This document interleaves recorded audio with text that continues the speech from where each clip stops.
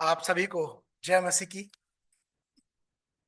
और पास्टर मनोज चौधरी ने जो दो गीत गाए, ये दोनों गीत ही मेरा जो आज प्रीचिंग का थीम है उससे बिल्कुल रिलेट करते हैं। और ये एक कॉन्सिडेंट है, हमारी आपस में कोई बात नहीं हुई थी, लेकिन दोनों गीत आज की प्रीचिंग की थीम से बिल्कुल कनेक्ट करते हैं। परमेश्वर ने जब हजारों वर्ष पहले मनुष्य की रचना की, तो परमेश्वर ने उस मनुष्य को जीवन दिया। परमेश्वर ने जगत की उत्पत्ति करने के बाद जब उस मनुष्य को इस संसार में रखा, तो परमेश्वर ने उसे एक जीवित प्राणी के रूप में बनाया और उसे जीवन दिया। अगर हम उत्पत्ति उसका 2 अध्याय और उसके 7 पद में पढ़ें, तो वहां पर परमेश्वर का वचन इस बात को बताता है कि तब यहोवा परमेश्वर ने आदम को भूमि की मिट्टी से रचा और उसके नथनों में जीवन का श्वास फूंक दिया और आदम जीवित प्राणी बन गया। शुरुआत से ही परमेश्वर जीवन देने वाला है।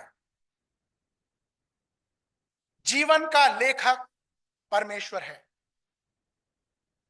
परमेश्वर ने मनुष्य को जब बनाया तो उसने उसे अनंत जीवन दिया, लेकिन ये मृत्यु कहां से आ गई? ये मृत्यु का प्रवेश कहां से हुआ? ये मृत्यु किसने चुन ली? ये मृत्यु उसी मनुष्य ने चुनी जिस मनुष्य को परमेश्वर ने जीवन दिया था। मृत्यु वहां पर थी, लेकिन ये जो मृत्यु है परमेश्वर ने मनुष्य को नहीं दी थी। ये स्वयं परमेश्वर ने मनुष्य को नहीं दी, बल्कि मनुष्य ने इस मृत्यु को अपने जीवन में प्रवेश करने दिया। परमेश्वर ने मनुष्य को अपने स्वरूप और अपनी समानता में बनाया और उसे जीवन दिया। लेकिन जिस मनुष्य को परमेश्वर ने बनाया था, परमेश्वर उसकी उत्पत्ति से ही इस बात को चाहता था कि वो ना मरे, वो हमेशा हमेशा की जिंदगी को प्राप्त करे, लेकिन मृत्यु उसने स्वयं चुनी है। आज जिस वचन को मैं आप लोगों के साथ बांटने वाला हूं, उस वचन में मनुष्य की मृत्यु की स्थिति में उसके लिए परमेश्वर की क्या योजना बनी, उसके विषय में आज मैं परमेश्वर के वचन से आप लोगों के साथ बांटना चाहूंगा। हम इफिसियों की पत्री के ऊपर अध्ययन कर रहे हैं और हमने पिछले जितने भी 3 सरमन हुए उसमें हमने देखा कि पौलुस इफिसियों की कलीसिया को बताता है कि परमेश्वर ने उन्हें किस प्रकार से आत्मिक आशीषें दी। उसके बाद वो प्रार्थना करता है और परमेश्वर की सामर्थ्य के बारे में उनसे बात करता है। और जब पहला अध्याय वो समाप्त करता है तो वो अपनी प्रार्थना को भी वहां पर समाप्त करता है। जब हम दूसरे अध्याय में आते हैं जो आज आप लोगों के सामने पढ़ा, वहां पर वो मनुष्य के मृत्यु और उसके जीवन के बारे में बात करता है और वो बताता है कि मनुष्य का मृत्यु से जीवन की ओर जाना, और जो आज मेरा प्रीचिंग का थीम है वो है फ्रॉम डेथ टू लाइफ, मृत्यु से जीवन की ओर। और आज की प्रीचिंग 3 पॉइंट सरमन नहीं होगी, बल्कि मैंने आज अपनी प्रीचिंग को 2 भागों में विभाजित किया है। और इन 2 भागों में आज हम मनुष्य की स्थिति के बारे में बात करेंगे, उसकी अवस्था के बारे में बात करेंगे। जो पहला जो पार्ट होगा प्रीचिंग का, वो अगर हम पहले पार्ट को देखें तो लिखा है the state of a man, the state of a person before coming to faith in Christ. मसीह में विश्वास करने से पहले एक व्यक्ति की अवस्था। और जो दूसरा भाग है वो है God has given new life to believers to his grace. परमेश्वर ने अपने अनुग्रह के द्वारा विश्वासियों को नया जीवन दिया है। जब हम इस दूसरे अध्याय में आते हैं तो पौलुस यहां पर इस प्रकार से इस दूसरे अध्याय की शुरुआत करता है और वो इस प्रकार से कहता है, उसने तुम्हें भी जिलाया जो अपने अपराधों और पापों के कारण मरे हुए थे। यहां पर पौलुस जो इस पत्र को लिख रहा है वो यूनानी विश्वासियों को यह पत्र लिख रहा है, और जिन लोगों को यह पत्र लिख रहा है उनमें कुछ यहूदी विश्वासी भी हैं। यानी कि यहां पर दोनों प्रकार के लोग हैं, जो अन्य जाति से विश्वासी लोग आए हैं और जो यहूदी मत से विश्वास में आए हैं। और वो इन दोनों को यह कहता है कि उसने तुम्हें भी जिलाया जो अपने अपराधों और पापों के कारण मरे हुए थे। अगर हम पौलुस के पत्रों को ध्यान से पढ़ें तो पौलुस किसी बात को बताने के लिए एक साथ 2 शब्दों का इस्तेमाल करता है। जैसा कि उसने पहले इस्तेमाल किया पवित्र और निर्दोष।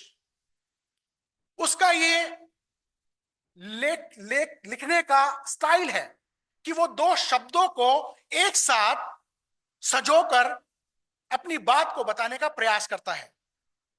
और यहां पर भी वो 2 शब्दों का इस्तेमाल करता है, और वो 2 शब्द हैं, वो कहता है उसने तुम्हें भी जिलाया जो अपने अपराधों और पापों के कारण मरे हुए थे। 2 शब्द, अपराध और पाप। अगर हम इन दोनों शब्दों को अंग्रेजी भाषा में पढ़ें तो वहां पर एक शब्द आता है ट्रेसपास, ट्रेसपासेस, और दूसरा शब्द जो है वो है सिन, पाप। ये जो ट्रेसपास है ये एक लीगल टर्म है। ये कानून के कामों में इस शब्द का इस्तेमाल किया जाता है। जब कोई भी अनजान व्यक्ति किसी के पर्सनल लैंड में प्रवेश कर जाता है उसकी बिना इजाजत के, उसे ट्रेसपास किया कहा जाता है, उसे अपराध कहा जाता है। मैं आपको बताना चाहता हूं कि अगर कोई अनजान व्यक्ति आपके घर में या फिर आपके पर्सनल लैंड के अंदर प्रवेश करता है तो यह कानूनन अपराध है, क्योंकि उसने बिना आपकी इजाजत के उसमें प्रवेश किया है। ये लॉ है, ये कानून है, व्यवस्था के अनुसार ये अपराध है। दूसरा शब्द यहां पर इस्तेमाल करता है सिन। और पाप को अगर हम डिफाइन करें तो इसका अर्थ होता है डिसोबीडियंस, परमेश्वर की अनाज्ञाकारिता।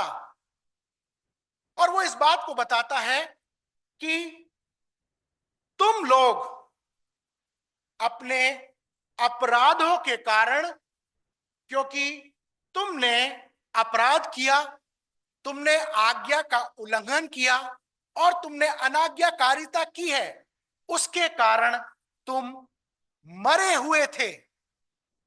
और ये इस बात को बताकर मनुष्य की अतीत की स्थिति को यहां पर बताने का प्रयास करता है।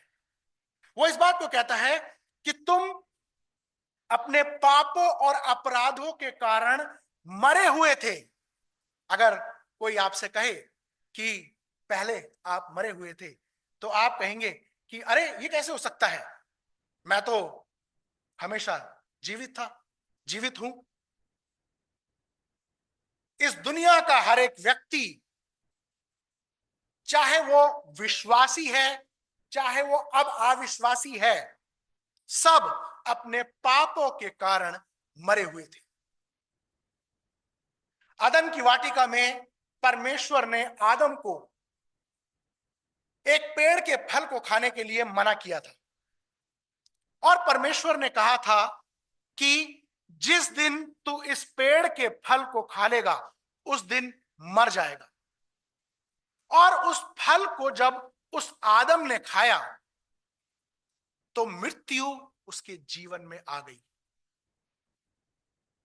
और उसके द्वारा मृत्यु का प्रवेश इस दुनिया के हर एक व्यक्ति में हो गया, क्योंकि आदम संपूर्ण मनुष्य जाति का रिप्रेजेंटेटिव था।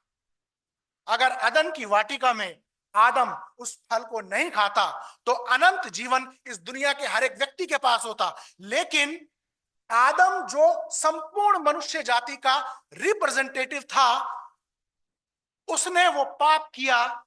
उसके पाप के कारण वही पाप हमारे अंदर आ गया।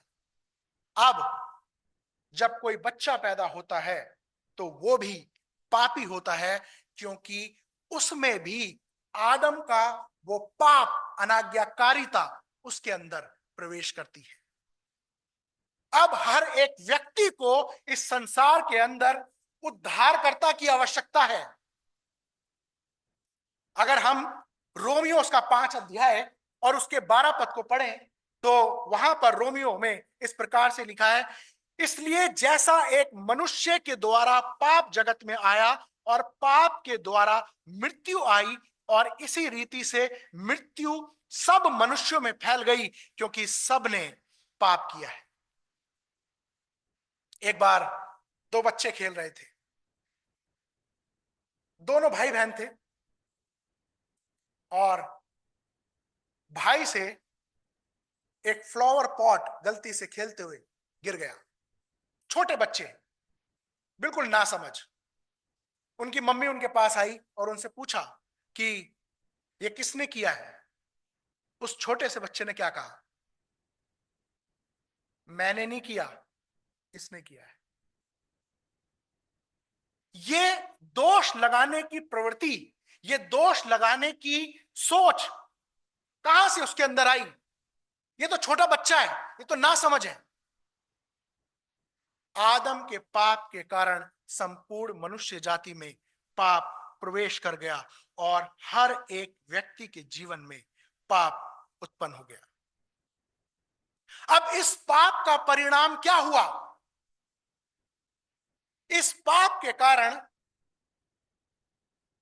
मनुष्य जो मर गया था उसके जीवन में मृत्यु आई।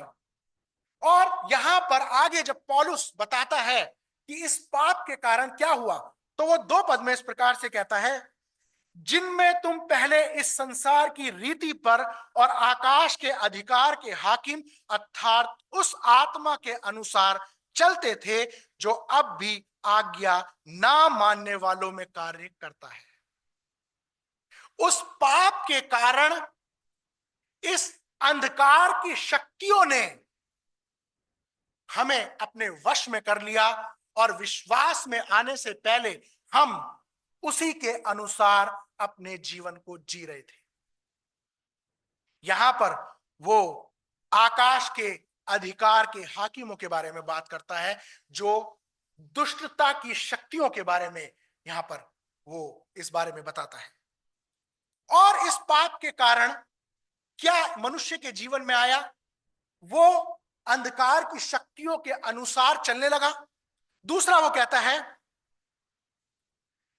3 पद में, इनमें हम भी सब के सब पहले अपने शरीर की लालसाओं में दिन बिताते थे और शरीर और मन की इच्छाएं पूरी करते थे, और अन्य लोगों के समान स्वभाव ही से क्रोध की संतान थे। पाप का प्रभाव हमारे जीवन पर इतना बुरा पड़ा कि हमारा सोच, हमारे विचार, हमारे स्वभाव, उन सबको इस पाप ने इफेक्ट किया। मनुष्य का यह नेचर है कि वो ना चाहकर भी पाप कर देता है। ये प्रभाव पाप का मनुष्य के जीवन में पड़ा। इतना ही नहीं, वो आगे कहता है, और शरीर और मन की इच्छाएं पूरी करते थे और अन्य लोगों के समान स्वभाव से ही क्रोध की संतान थे। ये क्रोध की संतान क्यों कहा गया है? इसका अर्थ है शैतान की संतान थे। और इस प्रकार से मनुष्य की स्थिति यहां पर बताई गई है। मैं आपको बताना चाहता हूं, अगर ये सारी चीजें आपके और मेरे जीवन में अभी भी हैं, अगर आज भी हम संसार के रीति के अनुसार, आकाश के हाकिम अधिकारी के अनुसार अपने जीवन को जीते हैं, अगर आज भी हम उन सब बातों को जो शरीर की लालसाओं में दिन बिताते हैं और शरीर और मन की इच्छाएं पूरी करते हैं, वो आज भी मृत्यु की दशा में है। अगर आज भी ये सारी चीजें हमारे जीवन में हैं, आज भी हम मृत्यु की दशा में हैं। क्या आज भी हम पाप में अपने जीवन को जी रहे हैं? क्या आज भी हम लोगों को धोखा देते हैं, झूठ बोलते हैं, लोगों का बुरा करने के लिए षड्यंत्र रचते हैं, या उन अंधकार की शक्तियों के अनुसार अपने जीवन को जीते हैं? पौलुस यहां पर विश्वासियों के अतीत की स्थिति को बता रहा है, लेकिन अगर कोई व्यक्ति अभी भी इन सारी चीजों को अपने जीवन में लागू किए हुए है और इनके अनुसार अपने जीवन को चला रहा है, वो अभी भी मृत्यु की स्थिति में है। लेकिन प्रश्न यह है, आखिर क्यों पौलुस यहां पर अतीत के बारे में बात कर रहा है? आखिर क्यों वो मृत्यु के बारे में बात कर रहा है और इन तमाम पाप के इफेक्ट जो हमारे जीवन में आए उनके बारे में बात कर रहा है? वो इसलिए इनके बारे में बात कर रहा है क्योंकि हमें जीवन के लिए प्रभु यीशु मसीह की आवश्यकता है। वो इसलिए इन सारी चीजों की बात कर रहा है क्योंकि हम इस योग्य नहीं थे कि हमें फिर से जीवन दिया जाए। हम इस योग्य नहीं थे कि हम फिर से परमेश्वर के राज्य में प्रवेश करें। हम इस योग्य नहीं थे। लेकिन यहां पर वो अतीत की स्थिति को, अतीत की उस चीजों को इसलिए बता रहा है कि तुम ऐसे थे और तुम्हें परमेश्वर की, प्रभु यीशु मसीह की आवश्यकता थी। क्या तुम अभी भी वैसे ही तो नहीं जी रहे जैसा पहले तुम अपने जीवन को जीते थे? इसलिए वो पिछली स्थिति के बारे में बता रहा है। लेकिन जो मेरा आज का थीम है वो ये है, मृत्यु से जीवन की ओर।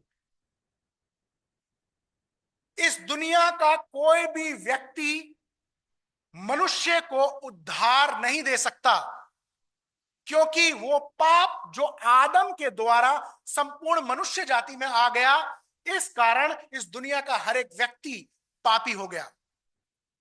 अब चाहे कोई भी धर्मगुरु हो, चाहे कोई भी संत हो, अगर वो इस बात को कहता है कि मैं आपको उद्धार दे सकता हूं, तो वो झूठ बोल रहा है, क्योंकि पाप इस दुनिया के हर एक मनुष्य में आ गया। जो खुद पापी है वो आपके पापों का उद्धार, आपके पापों से आपका उद्धार नहीं कर सकता। एक कुआं है, मैं अक्सर ये एग्जाम्पल देता हूं। एक कुआं है और उस कुएं के अंदर हर जाति, हर धर्म, हर मत, हर कुल, हर समाज के लोग फंसे हुए हैं। अंधकार में। जो स्वयं उस कुएं के अंदर है वो अपने साथ वाले को उस कुएं में से बाहर नहीं निकाल सकता। उस कुएं में से उन्हें बाहर निकालने के लिए किसी को बाहर से आना पड़ेगा। परमेश्वर ने आपके और मेरे लिए ऐसा ही इंतजाम किया कि उसने अपने पुत्र को इस संसार में आपके और मेरे लिए भेज दिया स्वर्ग से। और उसने हमारा उद्धार इस प्रकार से किया कि वो कुंवारी से उसने जन्म लिया और पवित्र आत्मा की सामर्थ्य द्वारा वो कंसीव किया और इस संसार में आया। पाप उसके अंदर नहीं था क्योंकि उसका जन्म पवित्र आत्मा की सामर्थ्य द्वारा हुआ। परमेश्वर ने अपने पुत्र को बाहर से भेजा ताकि इन्हें इस कुएं में से बाहर निकाला जा सके। और इस पुत्र ने क्या किया? इस पुत्र ने दुख उठाया, क्रूस पर अपनी जान दी और मृत्यु पर विजय प्राप्त की है।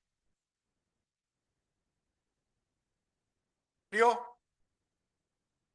क्या आज भी हम इन अंधकार की शक्तियों के अनुसार अपने जीवन को जी रहे हैं? उसने मृत्यु के डंक को तोड़ डाला है। और परमेश्वर का वचन यदि कुलुस्सियों उसका 2 अध्याय और उसके 15 पद को पढ़ें तो वहां पर इस प्रकार से लिखा है। कुलुस्सियों 2 अध्याय 15 पद, वहां पर लिखा है, और उसने प्रधानताओं और अधिकारों को ऊपर से उतारकर उनका खुल्लम खुल्ला तमाशा किया और क्रूस के द्वारा उन पर जय जयकार की ध्वनि सुनाई। वो अंधकार की शक्तियां जिनके अनुसार हम पहले अपने जीवन को जीते थे, प्रभु यीशु मसीह ने क्या किया? उन प्रधानताओं और उन अधिकारों को ऊपर से उतारकर उनका खुल्लम खुल्ला तमाशा किया और क्रूस पर अपनी जान देने के द्वारा जय जयकार की ध्वनि को सुनाया है। अब जो प्रभु यीशु मसीह पर विश्वास करते हैं, अंधकार की शक्तियां उनके ऊपर प्रबल नहीं होती है क्योंकि उसने उन प्रधानताओं और उन अधिकारों को क्रूस पर उतारकर उसने उनका खुल्लम खुल्ला तमाशा किया है। इस कार्य के द्वारा उसने हमें नया जीवन दिया है। और मेरा जो दूसरा जो इस सरमन का भाग है वो है, God has given new life to believers through His grace. परमेश्वर ने अपने अनुग्रह के द्वारा विश्वासियों को नया जीवन दिया है। अब पौलुस विश्वासियों की वर्तमान स्थिति के बारे में बात करेगा 4 पद से। देखिए क्या लिखा है 4 पद में। वो कहता है, परंतु परमेश्वर ने जो दया का धनी है और अपने उस बड़े प्रेम के कारण जिससे उसने हमसे प्रेम किया, जब हम अपने अपराधों के कारण मरे हुए थे तो हमें मसीह के साथ जिलाया, अनुग्रह ही से तुम्हारा उद्धार हुआ है। एक बार फिर से वो 2 और शब्दों का इस्तेमाल करता है और वो है दया और प्रेम। परमेश्वर का वचन इस बात को बताता है कि उसने अपनी बड़ी दया के अनुसार, हम उस दया को डिजर्व नहीं करते थे, और जो उसने हमसे प्रेम किया, यहां पर एक्चुअली जो प्रेम शब्द इस्तेमाल किया गया है वो अगापे लव है। आप लोग जानते होंगे अगापे लव वो लव होता है, वो प्रेम होता है जो अनकंडीशनल होता है। उसने हमारी शक्ल देखकर हमसे प्रेम नहीं किया। हम कई बार शक्ल देखकर लोगों के साथ बर्ताव करते हैं। हम जिसको चाहते हैं उससे प्रेम करते हैं। परमेश्वर ऐसा नहीं है। परमेश्वर सबसे प्रेम करता है। परमेश्वर पक्षपात नहीं करता। परमेश्वर सबसे प्रेम करता है और वो मुंह देखा न्याय नहीं करता। परमेश्वर का वचन इस बात को बताता है कि और परंतु परमेश्वर ने जो दया का धनी है, अपने उस बड़े प्रेम के कारण जिससे उसने हमसे प्रेम किया है, जब हम अपराधों के कारण मरे हुए थे, हमें मसीह के साथ जिलाया है। और आगे लिखा है, अनुग्रह ही से तुम्हारा उद्धार हुआ है। यहां पर वो अनुग्रह के बारे में बात करता है। क्या है ये अनुग्रह? हम प्रार्थनाओं में बहुत बार इस शब्द का इस्तेमाल करते हैं और इस बात को कहते हैं, हे परमेश्वर अनुग्रह कर। परमेश्वर ने हम पर अनुग्रह किया है। क्या है ये अनुग्रह? हम कई बार अपनी बोलचाल में, बातचीत में अनुग्रह शब्द को बहुत बार इस्तेमाल करते हैं। अनुग्रह क्या है, मैं आपको बताना चाहता हूं। एक बार मैं जामा मस्जिद गया और एक भिखारी मेरे पास आया। वो दिव्यांग था,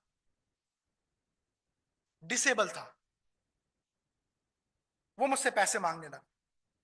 मैंने उसकी इस दयनीय स्थिति को देखा और उसकी उस दयनीय स्थिति को देखकर उस पर तरस खाया और उसे कुछ पैसे दिए। मैंने देखा कि यह व्यक्ति डिजर्व करता है। इसके हाथ नहीं है, इसके पैर नहीं है, ये काम नहीं कर सकता, इसलिए ये डिजर्व करता है, इसको पैसे देने चाहिए। मैंने उसके उस दशा को देखकर, क्योंकि वो डिजर्व करता है, इसलिए उस पर अनुग्रह किया। एक्चुअली ये अनुग्रह नहीं है। अनुग्रह क्या है? नेक्स्ट स्लाइड में हम देखेंगे अनुग्रह क्या है। What is grace? Undeserved divine favour, ईश्वरीय कृपा के अयोग्य परमेश्वर ने जो हम पर अनुग्रह किया, हम उसके योग्य नहीं थे। वो भिखारी उस योग्य इसलिए था क्योंकि उसकी उस दशा को देखकर मैंने उस पर अनुग्रह किया, लेकिन हम उस योग्य नहीं थे कि हम पर अनुग्रह किया जाए, तो भी परमेश्वर ने हम पर अनुग्रह किया। इसे कहते हैं अनकंडीशनल लव।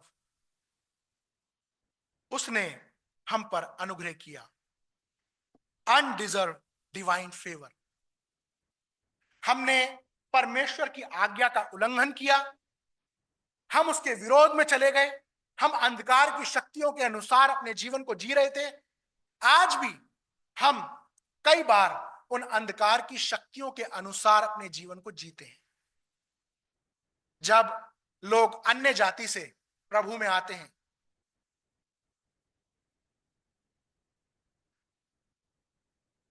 वो उस स्थिति में आने के बाद भी कई बार पिछली जिंदगी के अनुसार अपने जीवन को जी रहे होते हैं।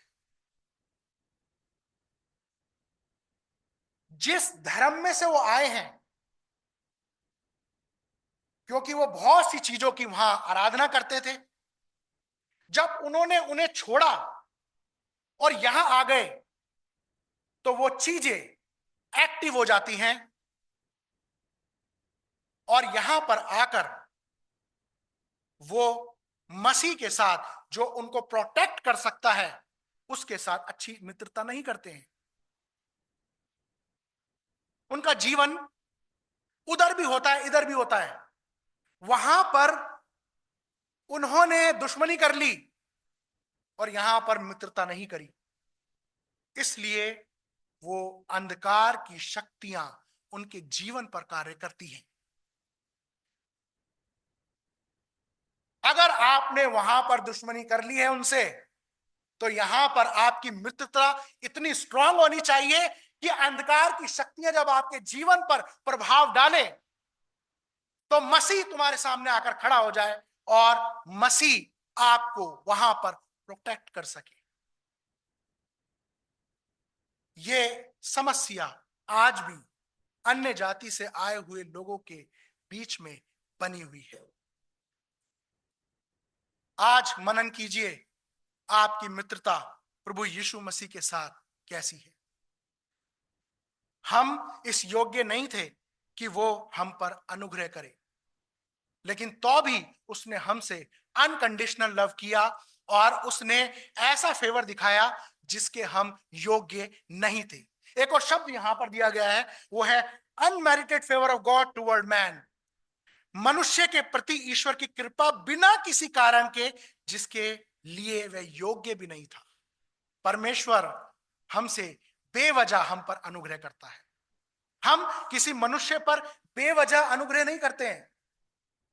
परमेश्वर हम पर बेवजह अनुग्रह करता है और ये परमेश्वर का प्रेम है। इसलिए वो कहता है, परंतु परमेश्वर जो दया का धनी है, अपने उस बड़े प्रेम के कारण जिससे उसने हमसे प्रेम किया है, जब हम अपने अपराधों के कारण मरे हुए थे तो हमें मसीह के साथ जिलाया, अनुग्रह ही से तुम्हारा उद्धार हुआ है। परमेश्वर ने हम पर अपना अनुग्रह किया और सिर्फ हम पर अनुग्रह ही नहीं किया। आइए हम 6 पद में पढ़ें, और उसने क्या किया, और मसीह यीशु में उसके साथ उठाया, स्वर्गीय स्थानों में उसके साथ बैठाया, कि वह अपनी उस कृपा से जो मसीह यीशु में हम पर है, आने वाले समय में अपने अनुग्रह का असीम धन दिखाया। उसने केवल हम पर अनुग्रह कर कर हमें छोड़ नहीं दिया, उसने हमें मसीह के साथ स्वर्गीय स्थानों में बैठाया है। अर्थात उसने हमें हमारा छुटकारा किया है और हमें स्वर्ग का राज्य दिया है। ये स्वर्ग का राज्य इस संसार का कोई भी व्यक्ति या फिर कोई भी मार्ग आपको नहीं दे सकता, क्योंकि जिसने मनुष्य को जीवन देने के लिए अपना जीवन दे दिया, उसी के द्वारा आप फिर से उस जीवन को प्राप्त कर सकते हैं। ये परमेश्वर का वचन है जिसके द्वारा हमें सामर्थ मिलती है। प्रभु यीशु मसीह ने हमारे लिए क्या किया, अगर हम उस पर विचार करें तो उसका जो अनुग्रह हम पर हुआ है, उसके लिए हमारे पास शब्द नहीं है। प्रभु यीशु मसीह ने हमारे ऊपर ऐसा अनुग्रह किया है।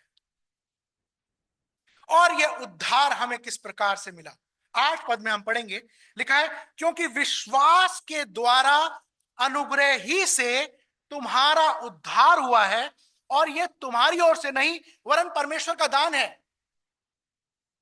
अगर कोई इस बात को कहता है कि मेरे उद्धार में 50% मेरा कंट्रीब्यूशन है, तो वो गलत कहता है, क्योंकि मनुष्य के उद्धार में उसका 0% कंट्रीब्यूशन है। उद्धार हमारे द्वारा नहीं हुआ है, उद्धार प्रभु यीशु मसीह के द्वारा हुआ है, जो उसने हमें दान के रूप में दिया है। आज बहुत से लोग उद्धार देने के लिए बहुत से दावे करते हैं। उद्धार उसी के द्वारा मिल सकता है जिसने हम पर अनुग्रह किया है।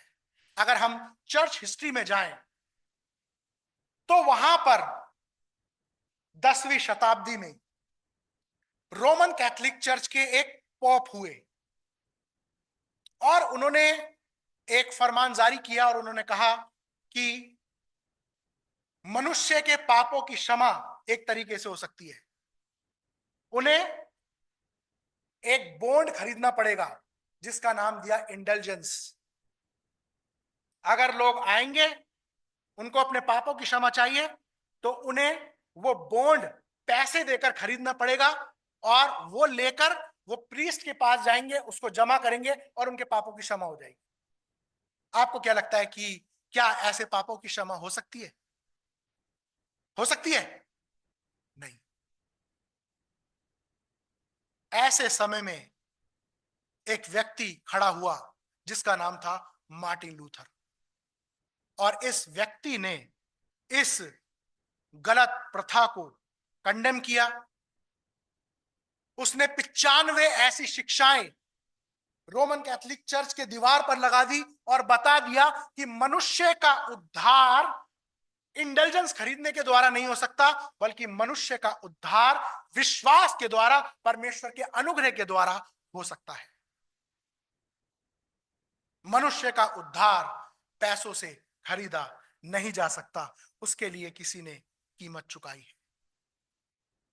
अब उसने मृत्यु से आपको जीवन की ओर ले आया है और आप सब लोग मसीह में जीवित हैं और आपका उद्धार हुआ है। अब हम क्या करें?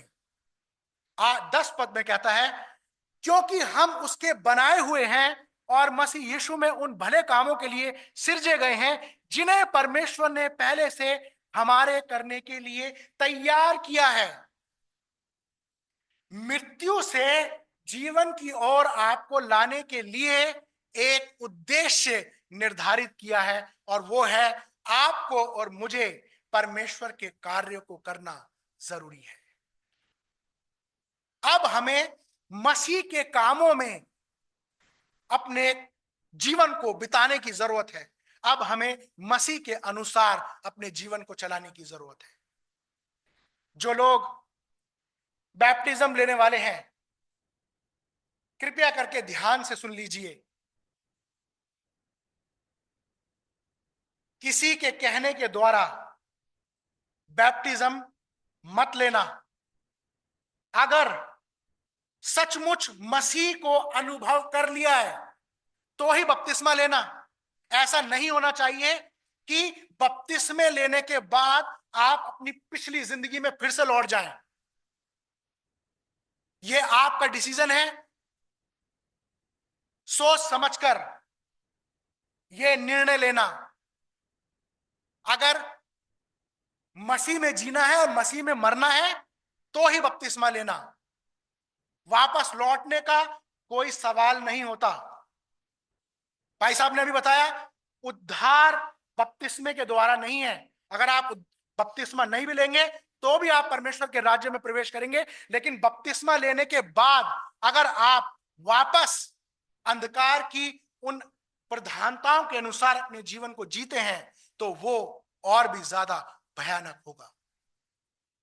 उसने हमें जीवन दिया है, उसने हम पर अनुग्रह किया है जिसके हम योग्य नहीं थे।